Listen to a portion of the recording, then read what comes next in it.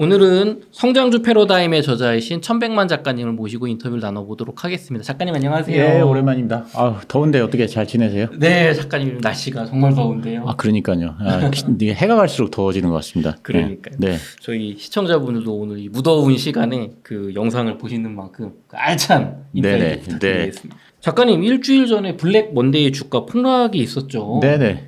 그래서 경기 침체, 엔캐리 트레이드 여러 원인에 대한 얘기가 있었는데요. 작가님이 보시기에 주가 폭락 원인 좀 뭘로 보시는지요? 첫째로 이제 증시 거품론에 의한 이제 AI 관련주의 하락이 있었고 그에 따른 이제 엔캐리 트레이드 자금이 청산으로 정리가 되는 것 같습니다. 그러니까 엔캐리 트레이드 자금의 문제가 아니고 네. 이제 첫째는 이제 이 AI 관련주의 하락이 먼저 있었던 거죠. 근데 그걸로 인해서 이제 NK 그 트레이드 자금이 청산이 됐다 이거지. 이게 NK 트레이드 자금이 원인이 됐다 이건 아닌 것 같습니다. 예, 근데 이제 이렇게 설명을 드리면 AI 대세론을 타고서 이제 AI 관련주가 계속 많이 올랐지 않습니까? 그렇죠. 근데 이제 지난달이었나 이렇게 되돌아보면은 그 트럼프 후보가 이제 그런 얘기를 했어요. 미국 반도체 산업은 대만 업체들이 막 다 지배를 하고 있다. 주물럭주물럭 하고 있다. 이런 식으로 이제 대만 업체들을 공격을 했거든요. 네.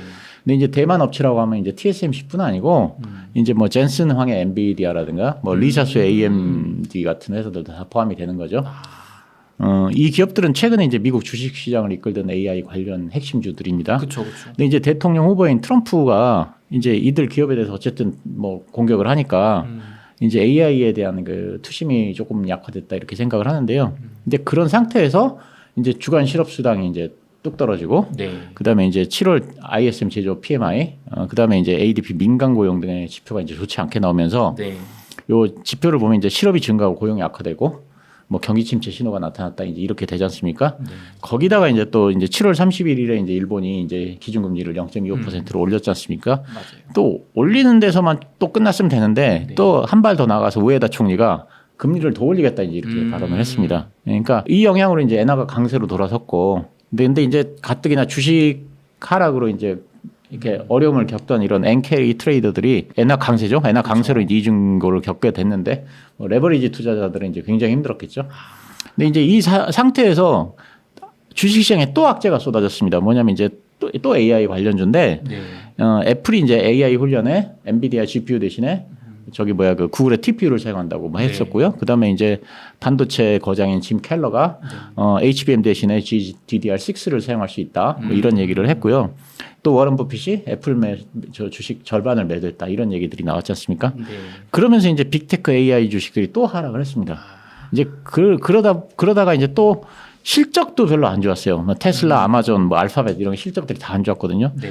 그러니까 이제 이런 상태에서 이제 빅테크들이 조정이 깊어지는 상황에서 선물 계약으로 N을 조달했던 이런 투자자들이 엔화 가치 상승으로 마진콜에 이제 압박을 받게 되니까 처음에는 이제 엔화를 사들여서 네. N은 이제 그 주식을 이제 방어를 한다거나 그러니까 방어가 아니고 계속 갖고 가려고 하니까 네. 청산을 안 당하려고 하니까 N을 사들이는데 N을 사들이니까 이제 엔화는 또 더 강세가 되죠. 그렇죠. 예, 그렇게 이제 악순환이 되니까 결국은 이제 쏟아지는 마진콜을 막지 못해서 이제 선물 계약이 청산된 걸로 보인다. 이게 이제 저는 글로벌 주가 하락의 원인이다 이렇게 생각합니다. 그러면 많은 분들이 얘기하시는 엔캐리 트레이드, 즉 일본이 금리 올려서 이렇게 됐다가 아니고 그거는 이제 트리거인 거고. 그렇죠. 그러니까 먼저는 이제 AI 관련주가 이제 좀 투심이 약화됐다. 네. 그 가장 먼저 있었던 게 트럼프의 발언이다. 저는 이렇게 생각을 합니다. 그렇군요. 그러면은 그 말씀해 주신 것처럼 그 점진적으로 충격을 좀 이겨내고 지금 주가가 회복하고 있지 않습니까? 네, 많이 회복했습니다. 네. 근데 엔비디아 주가 하락이 좀 심한 것 같아요. 네. 엔비디아는 135달러까지 올라갔다가 지금은 네. 104달러로 내려앉았거든요. 이렇게 회복이 좀 더딘 거는 아무래도 거품론이 좀 있는 건가요? 아무래도 그 여러 악재 때문이 아닌가 저는 그렇게 생각을 하는데요. 자, 우선 그 앞에서도 말씀드렸듯이 트럼프 후보가 뭐 이렇게 대만 반도체 업체들을 공격했는데 젠슨왕의 엔비디아도 이제 대만 반도체 업체 중 하나다 이렇게 말씀을 드렸고요. 그다음에 또 말씀드렸는데 애플이 이제 AI 훈련에 GPU 대신에 뭐 TPU를 사용하기로 했다. 뭐 이런 소식도 있었고, 그다음에 이제 그 짐 켈러의 텐스 토렌트가 이제 HBM 대신에 GDDR6를 사용한다. 뭐 이런 소식도 있었고. 그랬는데 사실은 이게 뜯어보면 뭐 엄청난 악재는 아니거든요. 그러니까 예를 들면 뭐 애플의 TPU 사용은 네. 뭐 이렇게 새로운 소식은 아닙니다. 그러니까 6월 10일에 네. 그 세계 개발자회의에서 이미 애플이 그걸 얘기를 했었거든요. 근데 이제 반도체 투심이 악화되면서 네. 그때는 가만히 있다가 이 뉴스가 이제 재부각이 된 거고요. 그 GDDR을 탑재한 AI 반도체는 이제 성능이 떨어지기 때문에 하이엔드 서버용에는 이제 HBM을 그대로 사용해야 되거든요. 그러니까 중간 사양 뭐 이하 수준 서버에는 이제 가격이 낮은 GDDR6를 사용할 수 있지만 하이엔드 서버용 수요는 여전히 계속 될 거기 때문에 네. 뭐 이렇게 크게 악재는 아닌 것 같은데도 불구하고 반도체 관련주의 투심이 약화되면서 이제 나쁜 면만 부각돼서 이제 엔비디아도 많이 하락을 한 것 같고요. 그다음에 여기다가 또 이제 법무부가 또 엔비디아에 대한 반독점 뭐 위반 조사한다고 또 맞아요. 나왔거든요. 이건 뭐 경쟁업체들이 신고를 했다 그럽니다. 그래서 네. 이제 엔비디아가 칩을 판매할 때 자사 제품을 구매해라 같이 이런 압박을 가했다고 하는 거고. 그다음에 이제 또 디인포메이션이라는 매체에서는 이제 블랙웰이 설계상 결함으로 해서 최소 3개월 이상 늦어질 거다 이런 맞아요. 나왔고요. 이게 중요했죠. 결국 이제 이런 그 AI 거품론에다가 이런 악재가 터지면서 엔비디아 주가가 조정을 받고 있는 거 아닌가 이제 이렇게 생각을 하고요. 그래서 회복이 더딘 거 아닌가 이런 생각을 좀 하고 있습니다. 그럼 또 이렇게 회복이 더디다 보니까 네. 또 이제 많은 분들이 엔비디아가 하늘 높이 올라갈 때는 이게 사기가 두려웠는데 맞습니다. 예. 야 이게 한 30% 이렇게 조정됐을 때 지금 기회 아니냐. 예.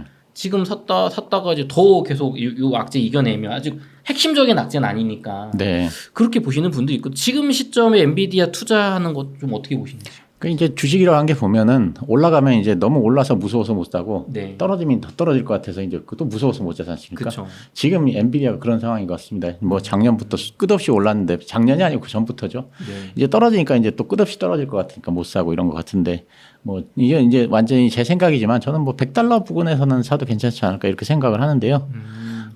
꼭 제 의견뿐 아니고 이제 BOA도 이제 매력적인 매수 기회라고 이렇게 얘기를 했습니다. 그리고 파이퍼 샌들러도 블랙웰의 출하 지연이 예. 매출에 큰 영향이 없을 것이고 우려가 너무 과도하다 이제 이렇게 얘기를 하면서 이제 지금은 엄청난 매수 기회다 이렇게 얘기를 했고요. 엄청난 매수기. 예. 미즈오도 이제 엔비디아 목표가를 $132로 제시하면서 뭐라 그랬냐면 결국은 AI의 승자는 엔비디아다 이제 이렇게 얘기를 했고요. 그다음에 이제 실제로 이제 이 글로벌 그 대형 투자자들이 네.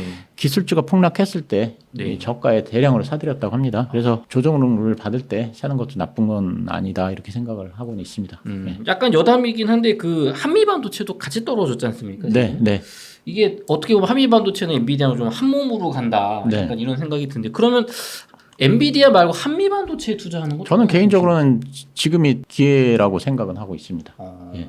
한미 반도체 네, 괜찮다. 네. 네. 그러면은 기본적으로 작가님은 그 올해 하반기든 내년 상반기에 엔비디아를 중심으로 한 이 HBM 수요가 네. 계속 뭐 GPU 수요가 끊어지지 않고 더 갈 거다.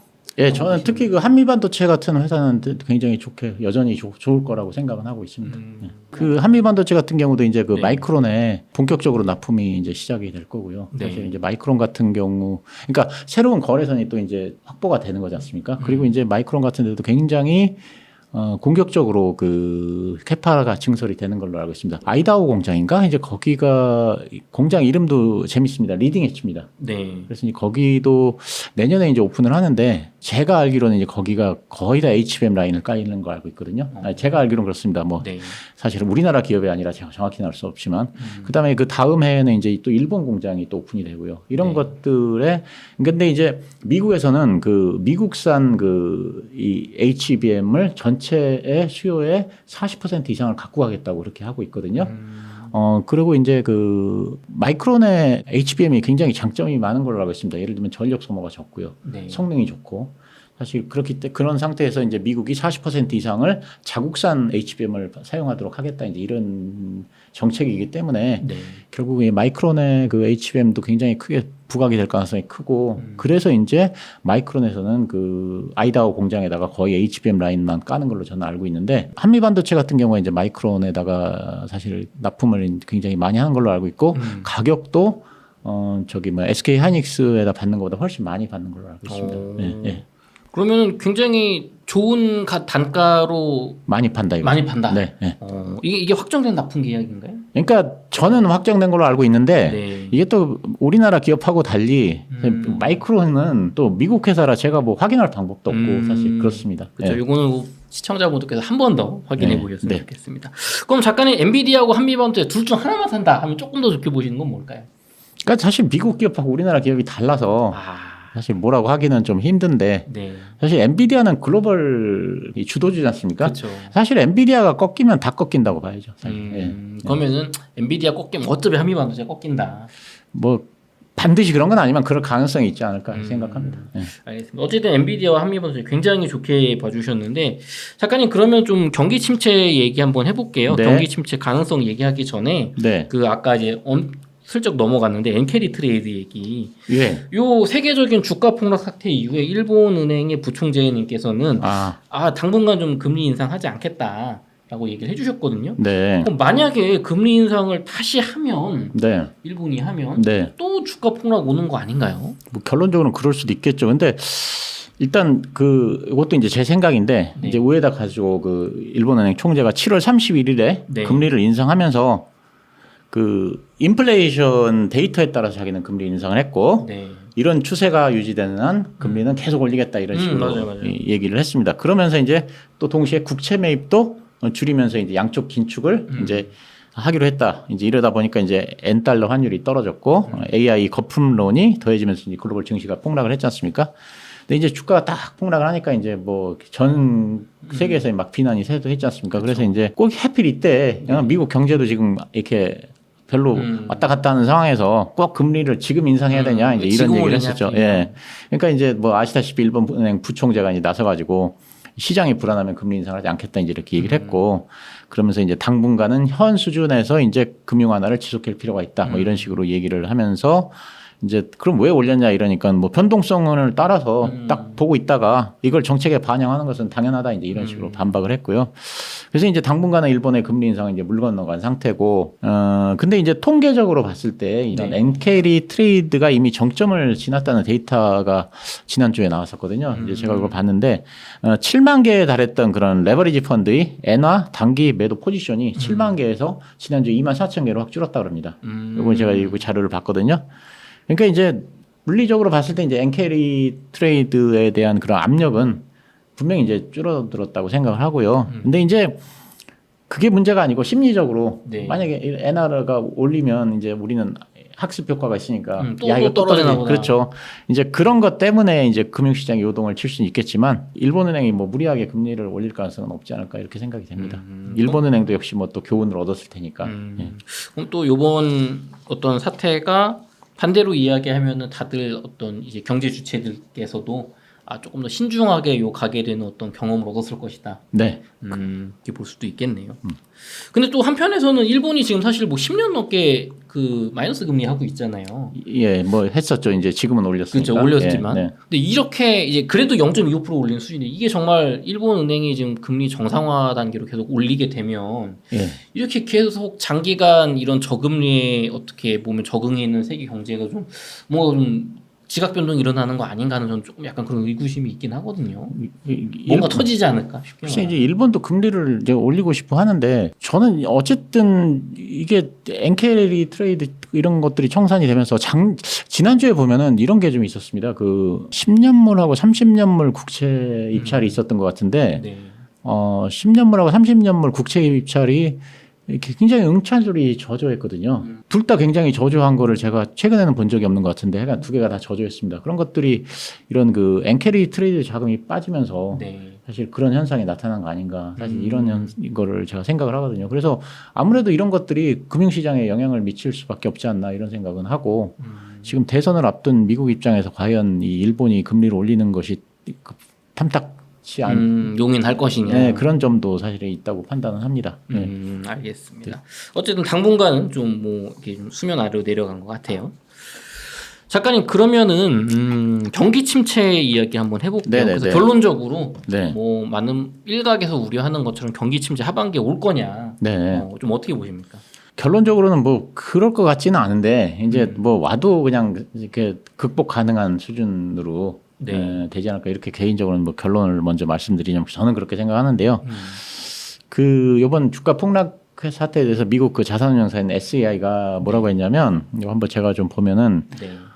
이번 시장 변동성이 개별 지표보다는 글로벌 캐리 트레이드와 AI 열풍에 대한 재평가에서 비롯됐다는 걸 확인해줬다 이랬습니다. 그러면서 매도세와 경기 침체 우려는 너무 과도하고 이걸 배경으로 연준이 금리를 인하한다면 오히려 신뢰성을 훼손하게 될 것이기 때문에 남은 회기 동안 25bp를 인하할 것이다 이렇게 얘기했는데 저는 이게 맞다고 생각합니다. 그래서 그 주말에 그러니까 지난 주말에 그 네. 연준 인사들이 이제 얘기를 많이 했어요.